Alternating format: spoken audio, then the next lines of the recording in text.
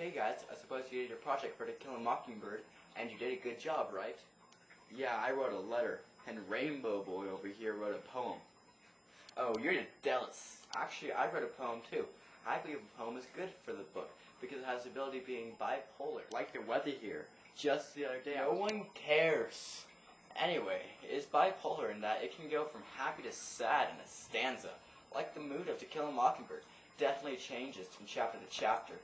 Portrayed often by Scout. First she goes to school, she's excited for school, but then she just hates it in the end. And then sometimes she's happy about Dill. And then other times she's just mad at Dill. I think the poem is great. Good job, Rainbow. Stop calling me that just because my name begins with R, silly. What did you do?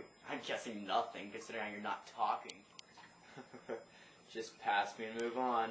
I wrote part of a story. Okay, let's call it a vignette, because I don't want to argue if that counts. Whatever. I guess you can go first then? Why, do you hate me or something? Yes. You can't do that. No one cares. Go! Alright, I'll go. I'll read my vignette. It's a normal event, me talking to these people. Then my mind spoke what it thought, like every other day. My mind starts rushing as it realized it could be taken wrong. It was not meant to be wrong. You're wrong for thinking it was wrong. And it wasn't weird till you made it. Will I back down, blush up, and apologize? No. If you want, I can apologize for your interpretation. But I would say it again. It's my mind, and I shouldn't censor for yours. I am strong. There. You happy? Surprisingly, that wasn't a bad vignette. Whatever. Now can I go? No one cares.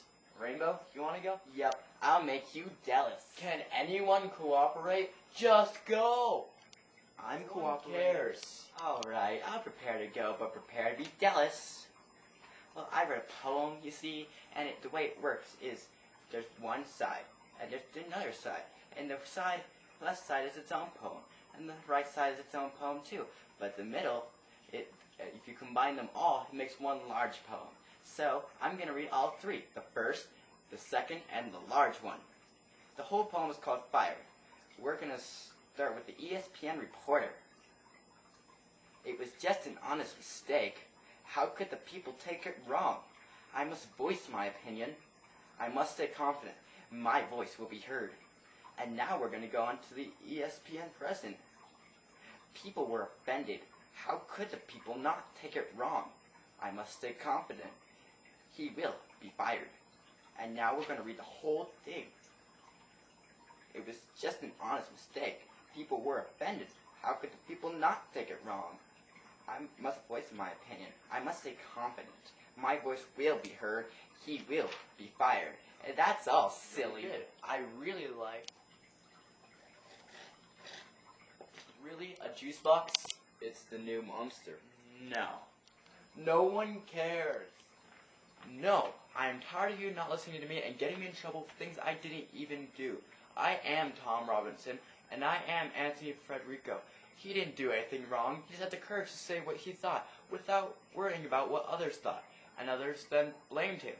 You are unfair to others, Rick. I am also Tom Robinson. He had the courage to fight the system where the opinion, while incorrect, is white is right. And he, too, was framed for something he didn't do, just because he had the courage to speak out. Now, if I can talk, it would be appreciated. I have the courage to voice my thought, and I need to show the world.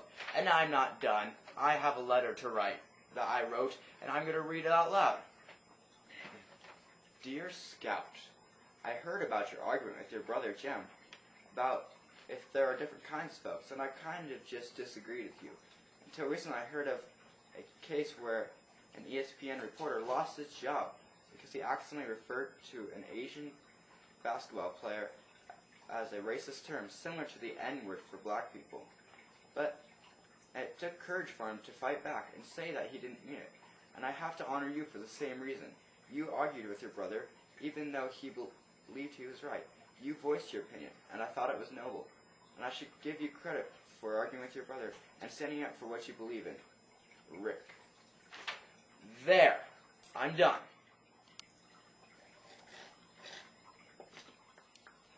Okay, I guess I'll go.